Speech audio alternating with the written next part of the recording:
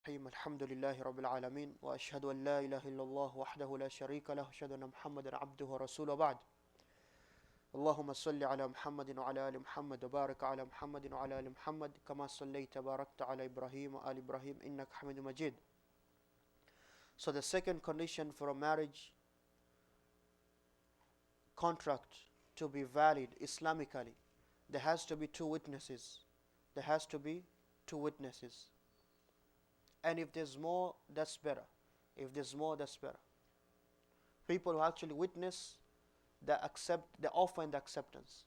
People who, if anything happens, they can say, yes, we were there when so and so offered his daughter to so and so, and he accepted, and the marriage the contract was done. Witnesses.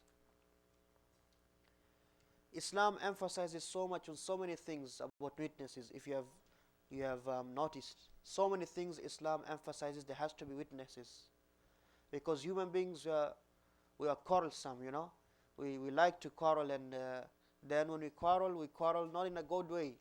We go past the limits and we start lying. So the witnesses, they protect things from that, they protect the contracts from that, whether it is business or marriage or divorce or taking back the wife, or witnesses, they are there. Next thing the Sheikh says, the obligation of getting the woman's approval before the marriage. The obligation of getting the woman's approval before the marriage. This is also one of the conditions, but the Sheikh put it in a separate chapter or sub-chapter because of its importance. The obligation of getting the woman's approval before the marriage. He said, although there is no marriage without a guardian, like we have learned, it is obligatory upon the guardian to obtain the woman's approval before the marriage. It does not mean the guardian makes all the decisions. The guardian, he has to be there to make his decision, to see that his daughter or his sister is getting married to the right person, but he is not the veto, He is not the veto, like he says, it's done. No. It's obligatory, it's a must for him to get the approval of the girl. She has to approve. And this is something we have to understand. Muslims who live in a non-Muslim country in the 21st century in 2013, June. Is it June yet? Tomorrow. Well, tomorrow's here already. It's after Maghrib. So yeah. You have to understand these things because they push these things into your mind. Islam discriminates against women. Islam, there's forced marriages. There's no forced marriage in Islam. Never. As you see. And if you open any other book of fiqh where people follow the real Islam, Qur'an and Sunnah, you'll see this chapter has to be there. No woman can be married without her consent, without her permission. It's un-Islamic. Okay? He says, it is not allowed for him to compel the woman to marry if she is not pleased with it. It's not allowed. The father or the grandfather, the wali, he cannot compel, meaning force the woman to get married if she's not pleased. If he concludes the marriage contract, let's say he just went ahead, even though she says no, he just went ahead, and he concludes the marriage contract that she is not pleased with, she has the right, Islamically, to annul the contract. She has that right to dissolve it. Abu Huraira, this shows you how many rights and how much powerful women are in Islam. Women rights. And the women, which you should learn this more than anybody. So when somebody comes and talks to you about, oh, Islam oppresses you, you laugh at him or you laugh at her and explain, these are the things Islam gave the woman rights to. Some cultures until today, the woman has no right. That's your culture, not Islam. So you measure and see how beautiful Islam is compared to your culture. Right or wrong? Some cultures until today, and they think they came to a Western country, what they call a first world country, Canada, America, Britain, France, whatever, Germany, they become more civilized, as they say. But they still have those things. But Islamically, whether you're in a first world or there's no second world countries, you know that? There's first and third world. That's how bad they are in discriminating. Wherever you are, these are the Islamic laws. Whoever you are, you cannot force your daughter to get married. That's the power Islam gave to the woman. So, if the father actually went ahead and forced her or did the contract without her consent and she's not pleased with it, Islamically she has the right to annul that. Abu Huraira says, Abu Huraira narrated that the Prophet ﷺ said, لا تنكح الثيب حتى تستأمر. The non-virgin, meaning the woman was married before, is not to be married until she requests it. She has to give the approval, I want to get married. You cannot marry her off if she does not want. وَلَا بِكْرٌ حَتَّى تُسْتَأْذَنْ. And the virgin also, who has never been married, is not married without her consent.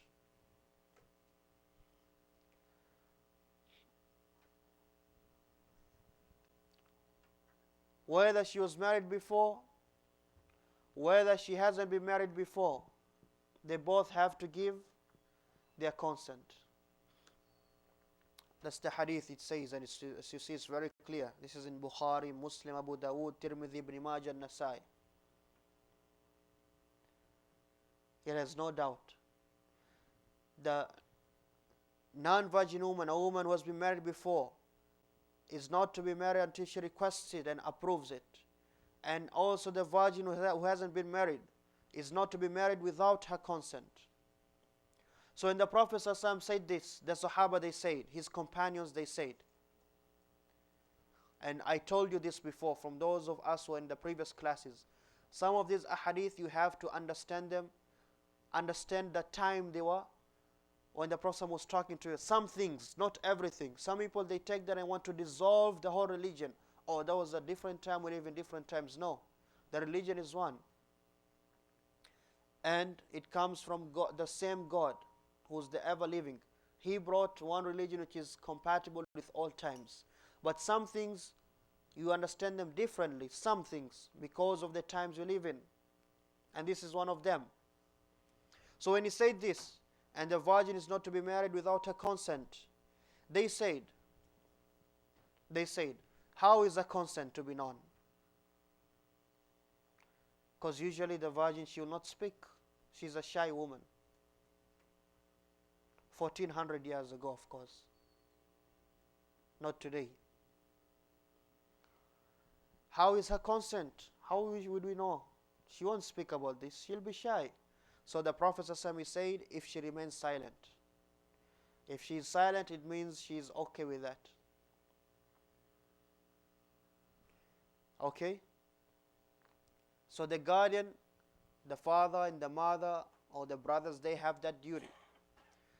They should explain to the girl, okay, there's this Muslim brother or guy who came to propose. Do you accept or not? And she keeps quiet. No, it's not like that. It's not like that. There's just this Muslim guy who came to propose. Do you accept or not? Who is this Muslim guy? How does he look? Where does he live? Where did he come from? What does he want? They have to explain to her the whole thing. Everything they know about him. She is going to spend her life with this man. Like we said, in marriage issues, everything has to be open. So they explain to her the whole story, everything. Then they ask, now you ask. Or she could say maybe, well, I want to speak to him. I have questions. I want to see him. We discussed that in the previous classes. That's her right. You don't expect her to give her consent right away. Okay? So he has questions for her. She has questions for He has questions for her and she has questions for him. For him. Right? So she has to ask those questions. If she is pleased, now she can give her answer. You don't expect an answer right away. You say, oh, she kept quiet, so she is okay with it. No. And we say this is Islam. That's why there's nothing like halal dating. You go dating in your own father's home. He's sitting there and you talk to the one who came to propose to you. That's the only date you'll go to. After you get married, you go on a date with you and your husband. It's okay. It's fine. So you ask all the questions you want. He asks all the questions he wants. He is pleased. You are pleased. Next time you come and ask her, after she has seen him, you ask her now, what do you think? You want to get married to him? And she keeps quiet now. Now we know this is a yes. This is her consent. Because normally a woman who is shy, she wouldn't say, yes, I want to get married. 1400 years ago. Today it's rare. Today it's rare. And there's nothing wrong if she says, yes, I accept. There's nothing wrong, you know. Don't get it wrong. If she says, yes, I accept to get married, there's nothing wrong with that. But the point is she has to be asked and she has to give her go ahead. She has to. It's not an option. That's why anybody who's called to do a nikah, one day you'll be an imam of a masjid maybe, you are called as the sheikh, come and do the nikah. Your duty is to ask these two questions and more which is going to come. One, where is the guardian? Did he give his permission or not? Two, where is she? Did she give her permission or not? If they say yes, say I want to hear it from her. Especially if there are people you don't know them very well. If there are people you know them very well, you trust them, then you trust them. But it's people you don't know them and just came about, no, I want to hear it from her. She has to tell me she accepted. It's very important Islamically. Islam came to empower women. Some cultures, they still take those rights away from women. This is the beauty for the woman to learn her religion. When she learns her religion, she knows what is for her. What is for her. We will stop here and continue after the break, inshallah. You guys share sweets just for yourself? What about the teacher? What about the sisters? No, that's not an excuse. It's supposed to start with me. No, I'm okay. It's very good, trust me. I know it's very good. It's baklava. What do you expect? Can you bring one book, please, from my office? Give it to them under there. Okay, we have a break for baklava. We have to take a break for baklava. Here, Al-Wajiz, you'll see them on the desk. One book or two? You have books? How many? Okay, give her one. Okay, it's okay. Just give me the water, please. Water to drink. You have enough here? Did you get some? Okay. If you say you're good, you're good. No. Let me tell you something. Let me tell you a secret. By the time you get there, it's done. Come get some. I'm not going to eat all of this. Did you get some? You don't want some? Yeah. No, one is enough for me. Muhammad. تعال. They are laughing at you. Okay, I'll have mine later on. Just put it away because of the camera.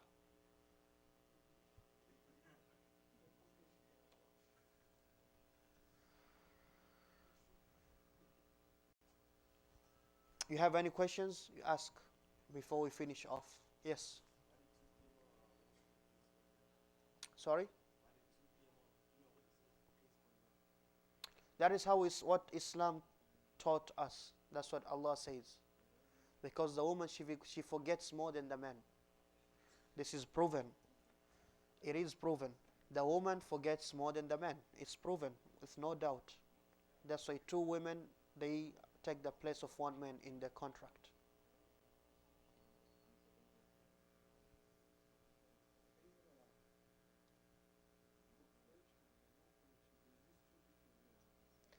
Yes.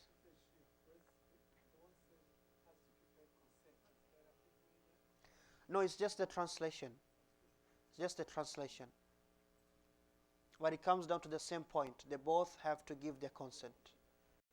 But he wrote that until she requests it, because usually the virgin woman will not request to get married. That's the usual, that's the custom. She's a young girl. She's not going to say, I want to get married. But the one who has been married, she wants a husband, Yeah, so she is going to request it.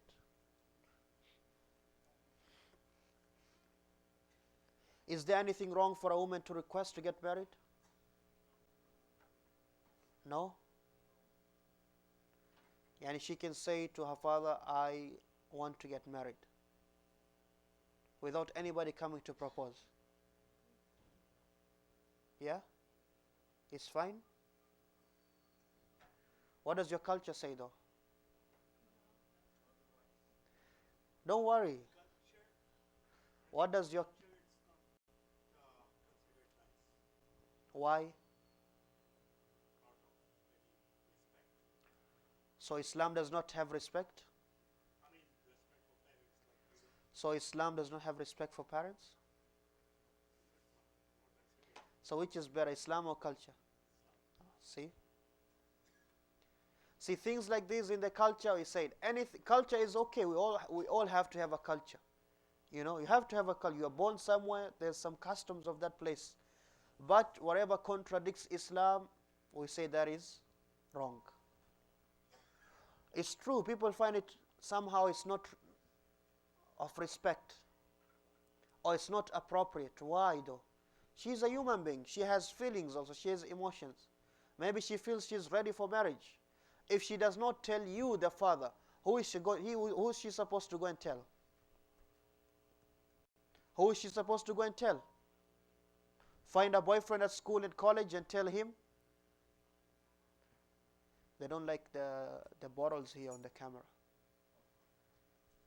He'll get it. It's not me. It's the camera guys. It's not me. I'm okay with bottles. You see? That's the problem, So she suffers because of issues which even logically they don't make sense. They don't make sense.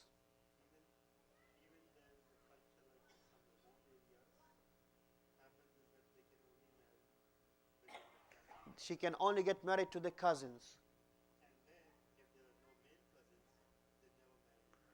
Subhanallah.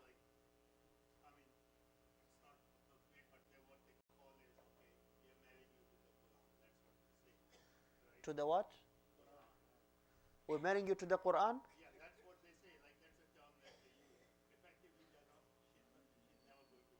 So she just reads Qur'an for the rest of her life and she'll be okay.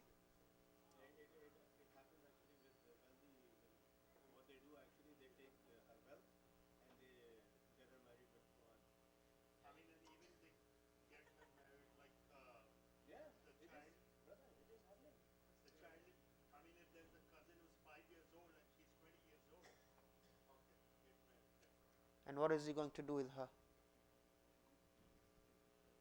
That's crazy. That's more crazy.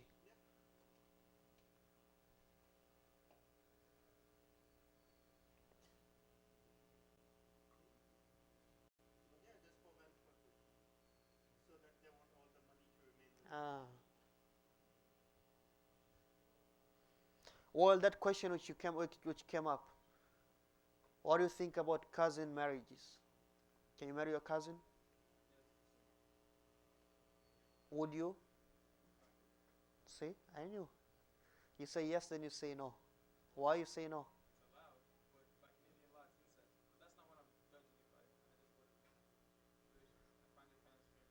Why? It's because the type of relationship you have with your cousin. It's No? not like a brotherhood type. Or No. besides, like sibling, not brotherhood. Astaghfirullah. Nothing like that. But yeah. It's here in Christianity they consider it like a sin to marry cousins because of they say it's the same blood, right, from father son. Otherwise, in Islam, there's no such thing. But is it true that Prophet Muhammad said like the older married the cousin, then the person under it shouldn't marry their cousin? No, there's nothing like that. No. Okay. There's no hadith about marrying cousins. There's no hadith. There's no authentic hadith, maybe I should say that. All of these other things are lies. It's okay. There's two people are going into two extremes. Some people, they make it a must, she has to get married only to her cousins, nobody else. And some say, no, you can never get married to your cousin. There's nothing wrong with it. There's nothing wrong with it. Islamically, there's nothing wrong with it.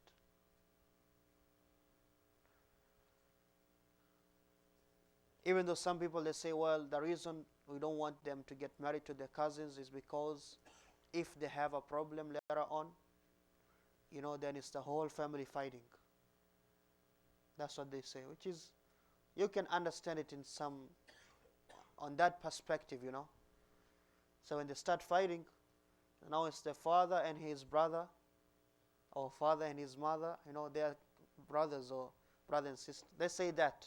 Even though that's not a reason, because Muslims, even if the husband and wife start fighting, it's not supposed to turn ugly. Even if they have a dispute, you do it in a good way. You do it in a good way. Of course, it has to be painful. Nobody gives a divorce and is smiling. Nobody gets separated while smiling. There's something wrong in your head. Even though it's painful, but it's not supposed to be all-out war and the whole family is fighting. No, it's not supposed to be like that. You have other questions before we continue?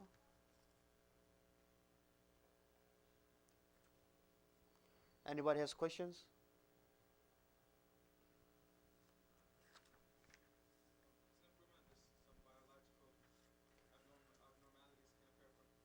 They say also because there's biological abnormalities which can occur, but no, there's nothing proven. From what I know of, there's nothing proven that there'll be any effect on that.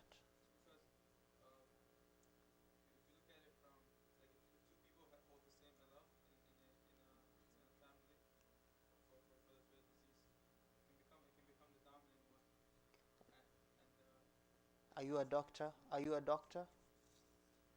Are you a doctor to speak like that? I cannot speak that because I'm not qualified. Unless it's really proven, then yes. Cannot be proven. And the DNA thing which they push into your head, don't believe it so much. Like your genetics, they contain everything you are is wrong. It's not true. Yeah, it's not true. It's not true. Let's not get into that. It's a long topic. Long topic. DNA, and they want to blame DNA, everything on DNA. Like the DNA is like a small God controlling everybody. That's how they put it. That's their point. That's where they want to get at. Yes. Yes, please go ahead. No, I don't mind. I don't mind. Uh-huh.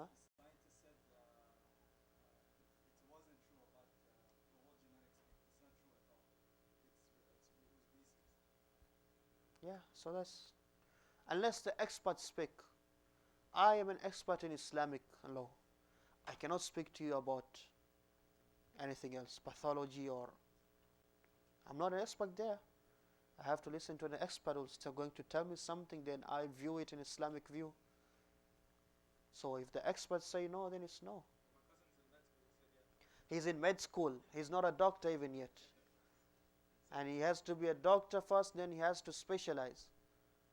So wait and 6 years, then your cousin can speak to us. You have a question? No? Yes?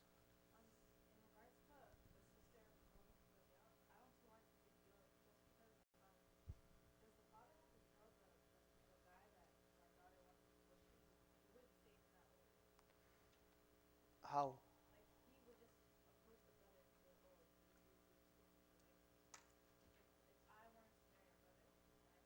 Yeah, it's true, it's true. I get your point. Yeah, the the father does not. No, in the family, it's a problem in the family, in the family. Like for the girl to actually approach her father or her mother and say, "I want to get married." Some cultures, it's a no, no, it cannot happen.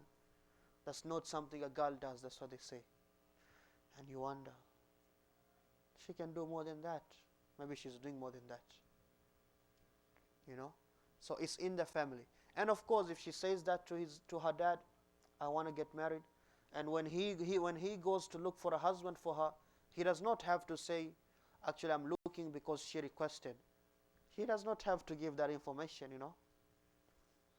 But see, the problem, as Muslims, and this is just not Muslims, almost everybody, not everybody, the parents, and between the parents and the children, there's a barrier, there's a wall. The parents don't speak to their children openly about certain matters, which they have to, in fact, especially since the children are growing up in a society like this where they hear everything and they see everything. You know, the parents have to be open about some issues with their children. You have to, otherwise, we have a proverb, we say that if you don't teach your children, the world will teach your children. And guess what? The world today is not that good. Yeah, oh, it's the TV, and you know the TV, right? We discussed the TV last night here. It's not the TV. What is it? No, it's not the TV. What is it? Those of you, it's the wires which come into the TV. Those wires. Because the TV, you could use it in good. You could watch some lectures, good Islamic lectures or educational lectures, science, math, whatever you're interested in. You can watch some good documentaries. You can watch anything beneficial, good for yourself. It's the same TV. If you don't have those wires, where are your wires coming from? That's the problem. The TV is just a TV. It's like the internet, right or wrong. It's how you use it. But the problem is when you put those wires, whoever you're hooked up with, 95% of what you're getting is destroying you. You know, that's the problem. So the parents, Muslim parents especially, you know, you have to realize this. Since your children are growing up here, they're growing up here, they are facing these issues, and they are hearing things, and they see things outside at school, in the streets, wherever they're watching. You are the one responsible for directing them and giving them what is right and what is wrong. There's issues you have to talk to them about. The issue which one of the sisters raised last night about the homosexuality thing. Trust me, if you don't speak about your child to that, he is being taught at school or she's being taught at school that it's okay. Who do you expect to teach your children that? You expect me, the sheikh, to come to each of your houses? So that's the mentality we have. You think teaching or directing people is only the sheikh's job. It's your job. It's your job. You know? Things like those. He or she is becoming aware of the opposite sex now. He's growing up. He's 13, 14, 15. He needs some guidance on those issues. There has to be a straight talk. Oh, he went past that. You see him, he started dating a girl, or she's dating a boy. You got to intervene and take the necessary measures. But don't let it get to that point. There's issues like those. For the males, gangs and violence, you see, starting doing hanging up with the wrong crowd. You are the ones supposed to guide him. The drugs issue, both sides, male and female. You are the one who's supposed to talk those issues with your children. If you don't trust me, the forces, as somebody who grew up here, the forces are strong. They are very strong. Maybe some of you didn't experience this. You didn't go to school here, and you came here, and then your children grew up here. You don't know it. But trust me, it's very strong. And it's invisible. You just feel yourself being pulled. Actually, you only realize when you are in it. So the parents, you have a big job. That's why we always say, if you're losing that battle, find a way to go somewhere else which is better for you and your family. Find a better way. Find a better place to save yourself and your family. You know? Yes, next question.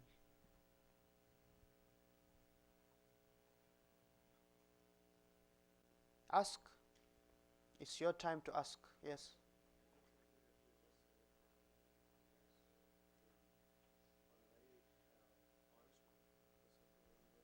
Can I have the bottle, please, and the papers? I think they went to Niagara Springs or somewhere to bring me the water. Yeah, please. Yes, Akhi, what's your question? Not a question, just further to elaborate on the expand on the same point that what I have seen, I mean, by and large, while meeting with other parents as well, right? But even parents haven't got their acts together. As the biggest Haven't got what? their acts together. Ah. If you look at the parents, right? The parents are not actually acquainted with that kind of knowledge. Mother and father both are working like donkeys day in and night, right? Just to earn money, pay the mortgage, car, this and that. You know that how the vicious circle works here. What are you gonna give it to the children? And this is what especially by and large I'm talking about. This is what is going on. It's true, it's true. Most of us, we are caught up in the cycle, you know.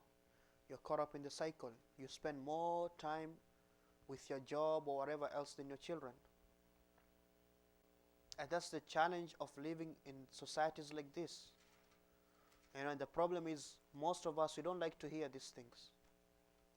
You don't like to hear these things. You don't like to be told the reality.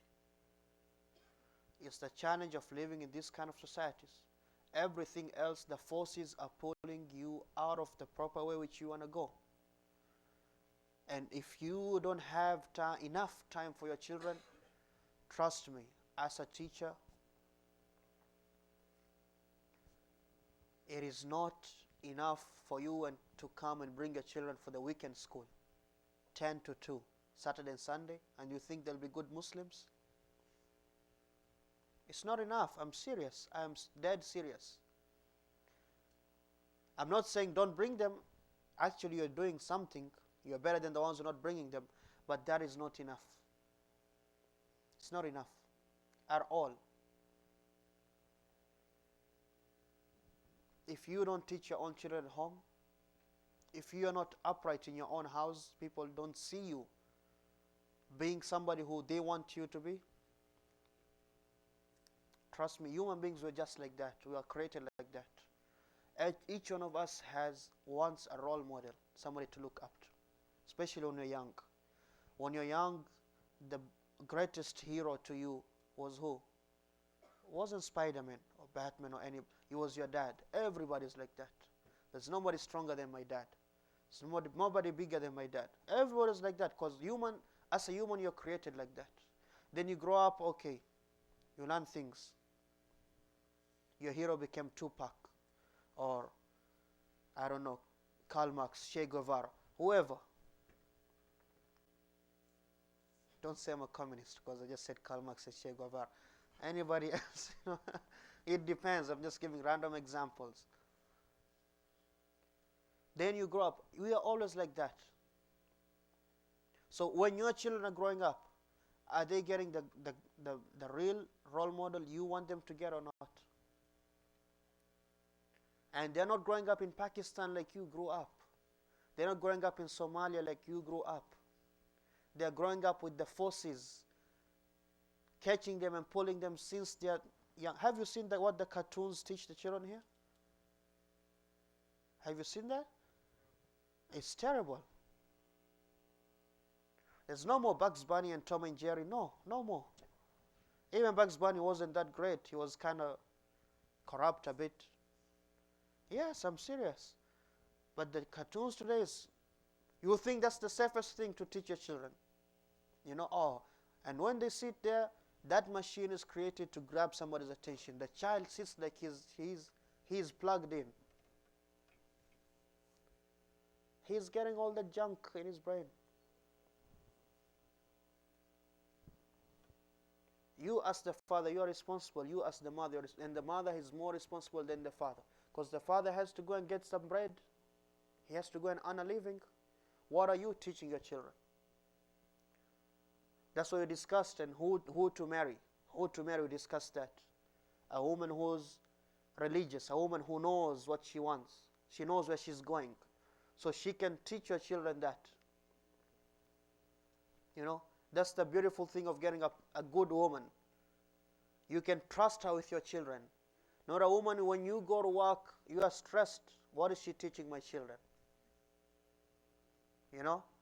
This is very, very important. Any more questions? Okay, we have 2 questions here. I thought I said we're not discussing the second wife issue anymore.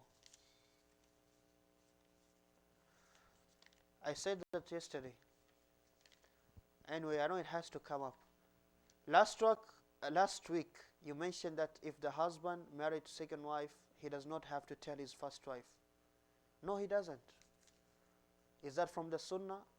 No, there's nothing from the Sunnah which says that. The Prophet ﷺ, he got married so many times, and the Sahaba got married.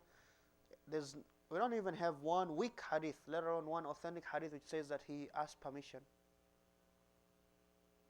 He doesn't have to ask permission from the wife. But like I said, how are you going to do it? You have to share the days and be just and be there and be here also. She's going to know eventually. But is it a condition for you? And of course, we said in Canadian law, you're not supposed to get married second wife and all that to the end.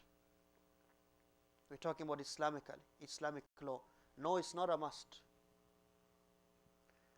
But is it good? I'd say it's good. It's better if you do. It's better if you consult her. Maybe use that word. Let's make both sides happy.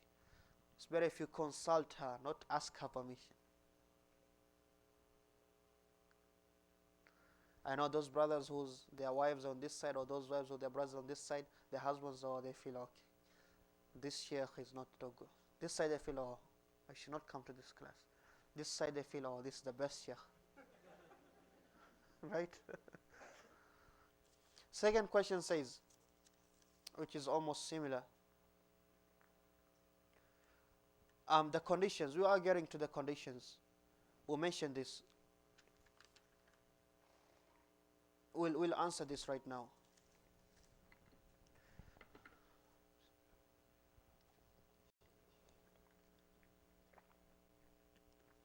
I'll say this again. People just don't get married for the sake of getting married, especially the second wife. It's not that easy. It's not that easy. Don't just think it's all. No, it's not that easy. You should not do it if you can't. And if you're happy with your wife, you don't have to do it.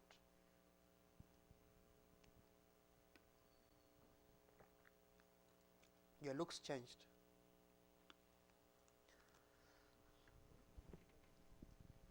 Where did we reach? Okay, let's finish up.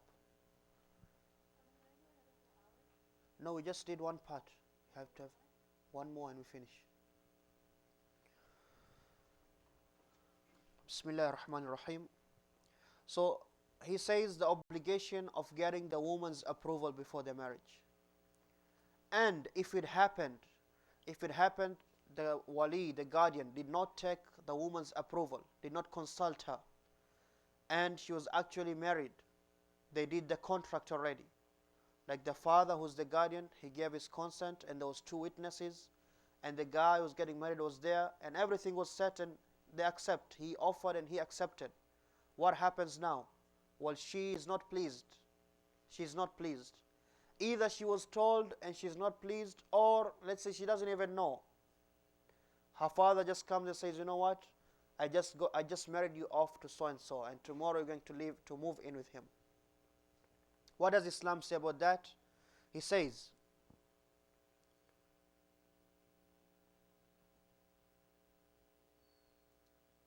Khansa bint Khidam al-Ansariya. Khansa bint Khidam al-Ansariya, this woman, one of the female companions of the Prophet ﷺ, she lived during that era. She said that her father had married her while she was a non-virgin, means she was married before. She was a woman who was married before, now she was single. So her father had married her while she was a non-virgin, and she disapproved of that marriage. She disapproved. She did not like it. She didn't want it. So she went to the Prophet ﷺ, and he annulled her marriage. He absolved that marriage. The Prophet ﷺ absolved that marriage, because she does not approve of it.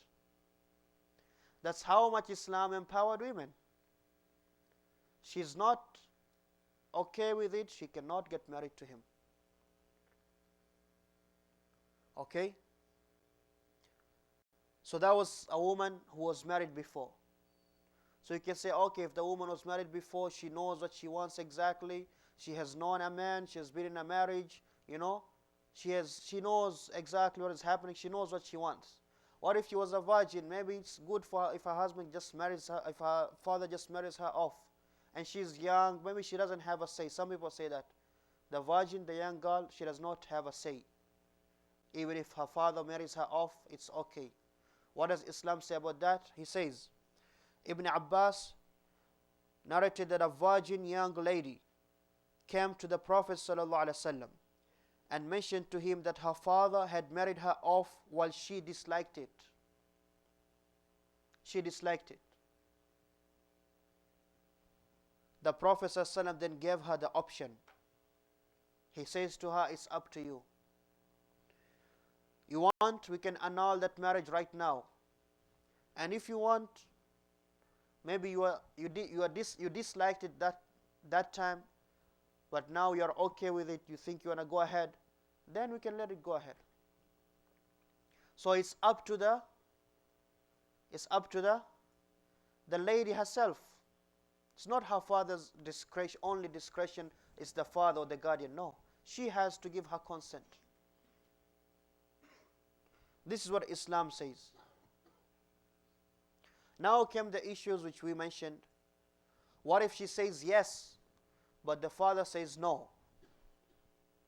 We said we look at the reasons. Why is the father saying no?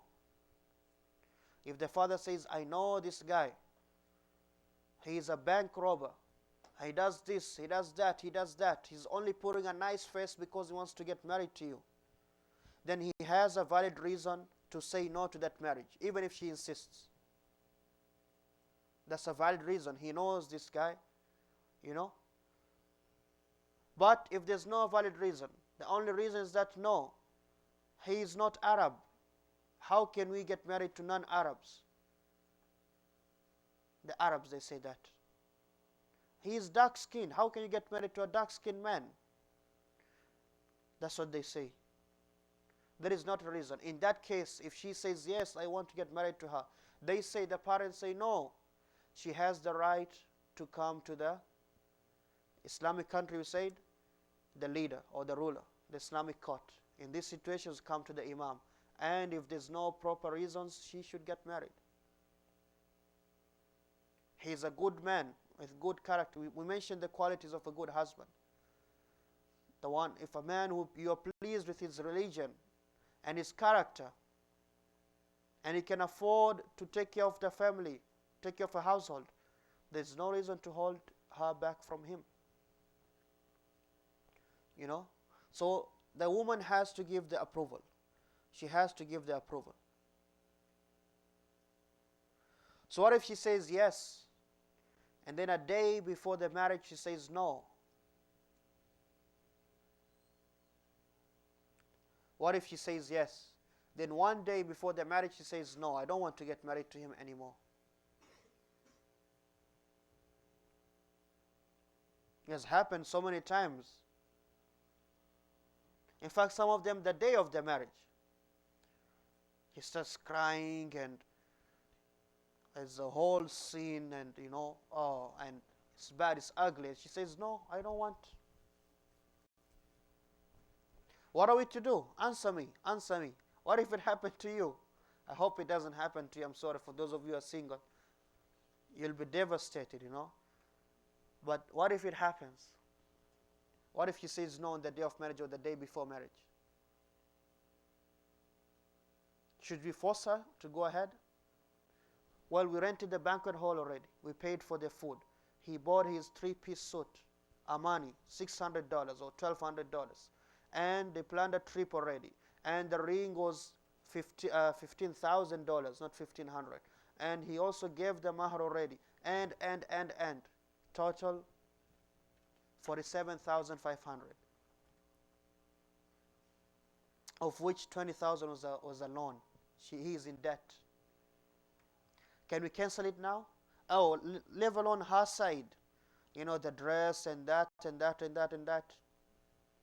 Can we cancel it now? Yeah? It will be ugly though. Islamically, yes. But at this point it should be somehow strange. Why did she wait until this time? So people have to act wisely. People don't, some of us just get angry at her. No, we're going to force, we're going to do it anyhow. It's not supposed Islamically.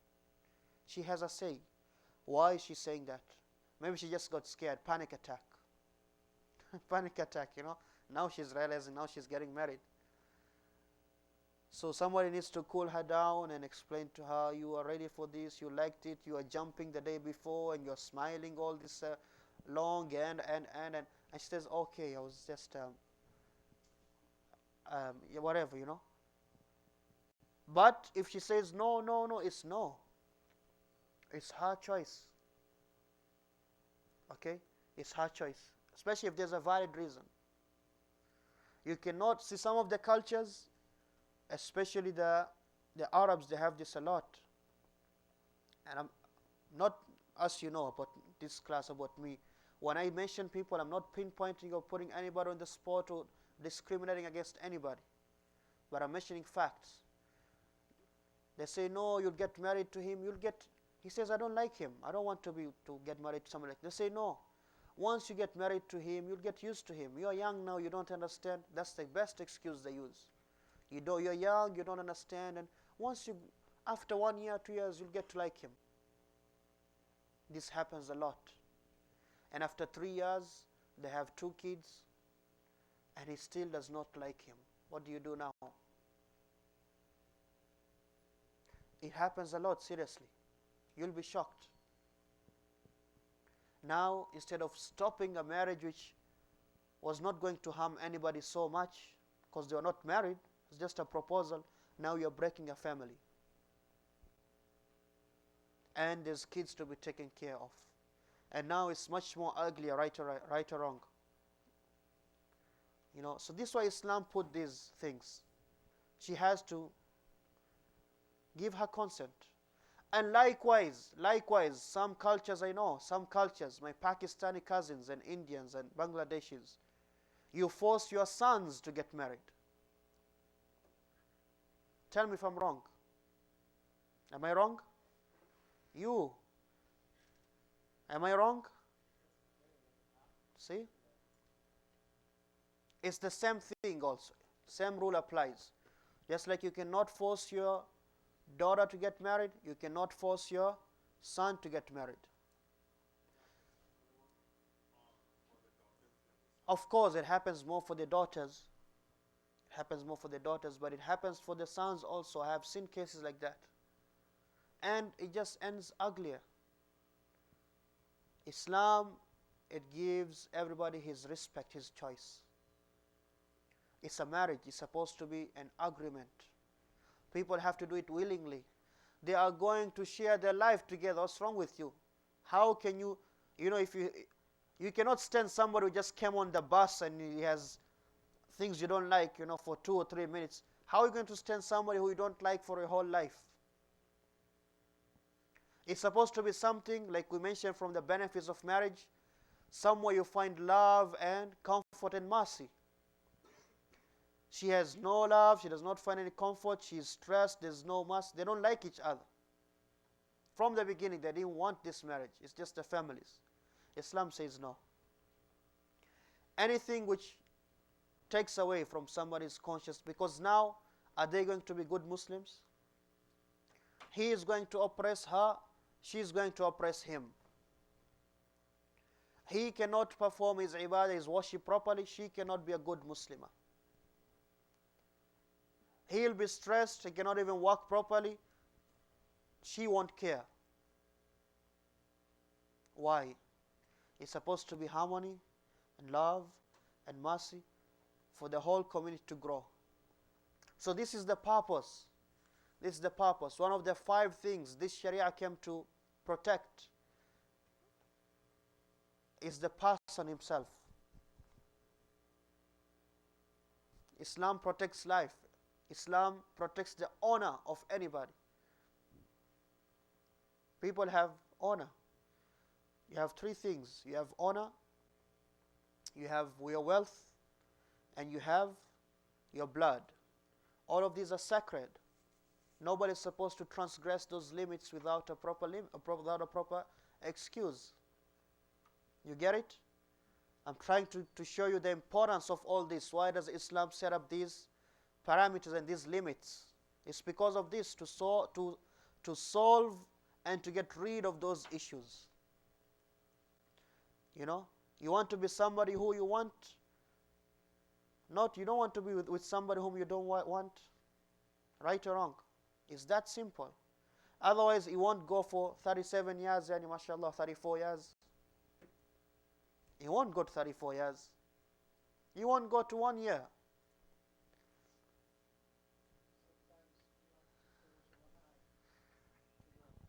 Yes, sometimes you have to close one eye to walk.